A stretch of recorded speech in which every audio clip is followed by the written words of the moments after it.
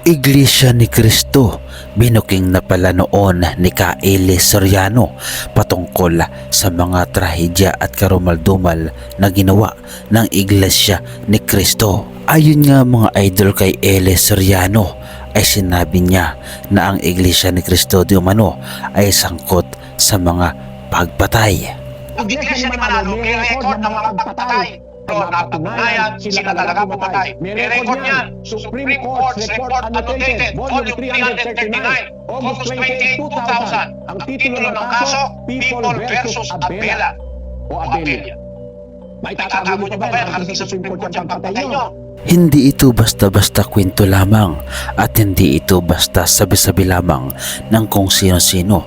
Ang lahat ng sinabi ni Kaeli Soriano ay dokumentado at mayroong mga ebidensya. At alam na alam din nga mga idol ni Kaeli Soriano na ang Iglesia ni Cristo ang pasimuno at nangunguna sa pag-endorso ng mga politiko na kung saan nga mga idol ay napakalaking pera ang kanilang natatanggap sa mga ito. At naniniwala nga mga idol si Kaeli Soriano na hindi dapat nag-iendorso ang bawat religious leader o ang mga churches upang hindi dumano gumulo ang pamamalakad ng gobyerno, dahil oras nga mga idol na mag-endorso dumano ang mga religious leader ay ito ay mayroong kapalit, at kung sakali nga na manalo ang kanilang inendorso, ito ay malaking utang na loob para sa kanila.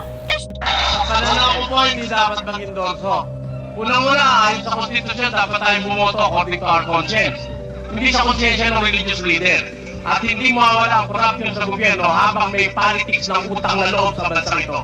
Dahil sa kain-endorso, kinakapitan ng religious leader yung kanilang grupo para makakuha ng pabor sa gobyerno na siyang pinanggagalingan ng graft and corruption. Para sa aking sariling opinion nga mga idol at pananaw, ang sinabi ni Kaeli Soriano ay tumpak at tamang-tama. Lahat ng tao dapat nga mga idol ay mayroong karapatang bumoto ng naaayon sa kanilang sariling talino, sa kanilang sariling pangunawa, at hindi dapat dinidiktahan ng kung sino-sino. Hindi katulad nga mga idol ng Iglesia ni Cristo na kung saan ang mga miyembro ay walang karapatang pumili ng kanilang sariling iboboto, dahil ang lahat ng miyembro ay dapat sinusunod ang tagapamahala, at kung sino man ang kanilang inendorso ay ito dapat ang masusunod na kanilang iboboto. Kaya naman kitang-kita nga mga idol sa video kung anong klaseng pag-uugali nga mga idol ang miyembro ng mga Iglesia ni Cristo, na kung saan ay makikita natin na sila ay nagrarally. Subalit kapag mayroon silang nakitang hindi gusto at hindi nila kapanalig, sila ay nagagalit, sila ay nang-aaway at gusto pang manakit. Sabi nila peace rally ang kanilang isinasagawang pagtitipon, at sinasabi pa nila na ang kanilang ginagawang rally ay para sa sambayan ng Pilipino at para sa ating bansang Pilipinas. Subalit malalaman natin na ang katotohanan kung bakit sila nagrarally ay para lamang sa mga iilang politiko na pumapabor sa kanila. Lalo tigit nga mga idol ang kanilang senador at miyembro din ng Iglesia ni Cristo na walang iba kundi si Marcoleta. Si Marcoleta ang dahilan kung bakit sila nagsisisigaw, kung bakit sila galit na galit, kung bakit sila nagtitipon at inaaway ang gobyerno. Ito ay dahil di umano sa utos ng kanilang tagapamahala, at kung sino ang kanilang tagapamahala ay alangan naman kung sino-sino lamang dyan, walang iba kundi ang manalo. Dahil sa panawagan ng ano po kami, hindi ko naalis. At para sa Pilipino, hindi lang dahil tumusunod kami, kung hindi dahil sa Pilipino, dahil sa Pilipinas. Sana tumama kayo sa amin naglalaban namin. Ang labis na nakakagulat nga mga idol ay ang nangyari sa kanilang rally, na kung saan ang mga kapulisan natin ay sinaktan, hinablutan ng cellphone at hindi ibinalik Ayon nga mga idol sa ating mga kapulisan, ganito bang klaseng rally ang isinagawa ng mga iglesia ni Cristo? Mayroong pagnanakaw at sakitan na ginagawa. Ganito bang klase sila? Wala pa pong napabalik ha, for information, nandito po ang lahat ng media. Malalaman po ng buong Pilipinas kung ano po ang ginawa dito sa rally. Kung hindi po nabalik po yung cellphone, i-report ko po dito ang pagnanakaw. Ano pang ginawa sa rally? Antayin po natin hanggang di makabalik yung cellphone natin. Yung pulis po natin nandito, peacefully nag-document, in-upload po. So ganun po ba ang malayang pamamahaya, may kasamang pagnanakaw? At galit po tayo sa magnanakaw, tayo mismo nagnanakaw. Meron po, may sinuntok po tayo sa mukhang pulis. Pagdating po nila, sinuntok po yung pulis natin sa mukha. Wala pong dahilan. Kami po ay nagpapatay lamang. At bukod pa nga mga idol dyan, ay mayroon ding isang pangyayari na kung saan nga mga idol ang isang motoristang ito ay nakaranas din nga mga idol ng hindi maganda sa mga iglesia ni Cristo na ito na nagrarally, na ayon nga mga idol sa kanya, ninakaw ang kanyang susi ng kanyang motor kung kaya't hindi siya makaalis. At ang gumawa nito nga mga idol ay walang iba kundi ang mga iglesia ni Cristo na kung saan ay nagmamalinis. Ano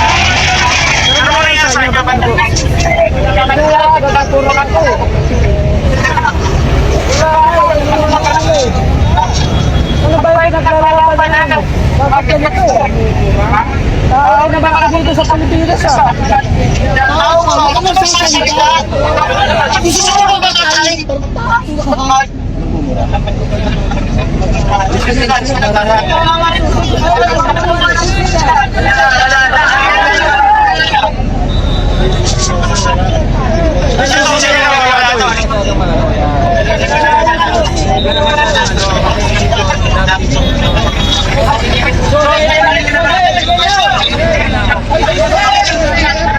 At dito natin nga mga idol napatunayan na mga supporters ng mga Duterte ay walang modo, walang pinag-aralan kahit na mataas ang kanilang tinapos.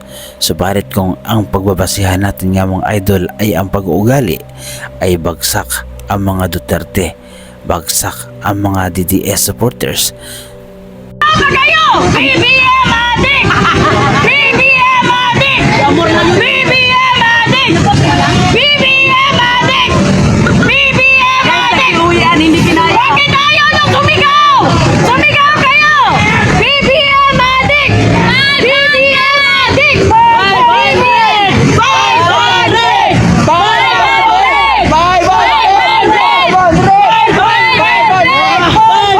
Kaya naman pala itong si Marcolita nga mga idol ay todo suporta sa mga Duterte, todo suporta sa kampi kay BP Sara Duterte.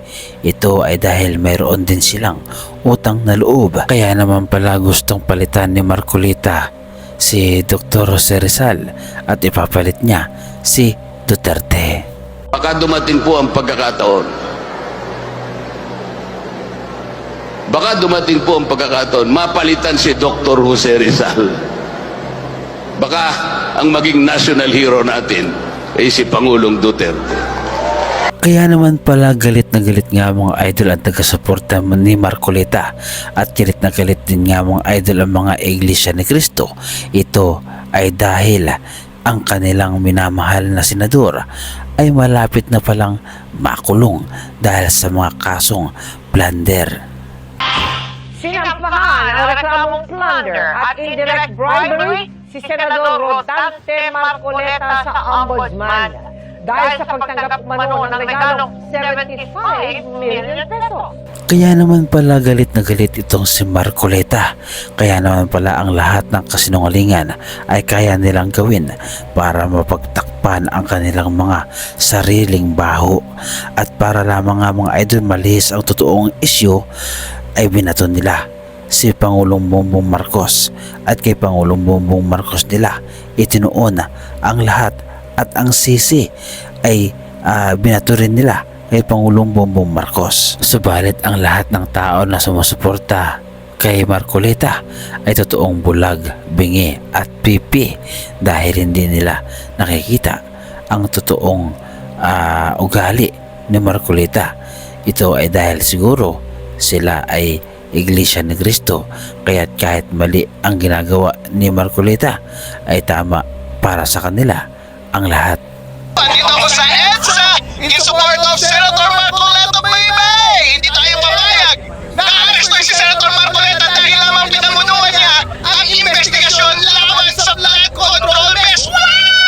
Hindi pa tayo papayag. Nandito tayo libo-libo tao na hanggang dito sa EDSA. Hindi kami aalis dito hanggang hindi ninyo iatras ang plano ninyong arestohin ang aming favorite senator, Senator Marcoleta!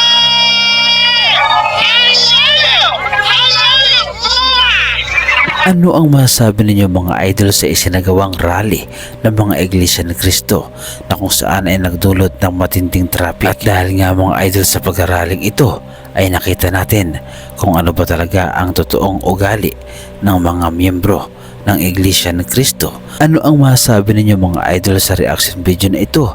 At ano ang inyong opinion na patungkol dito? Ibahagi nyo naman mga idol ang inyong reaction at opinion sa ating comment section.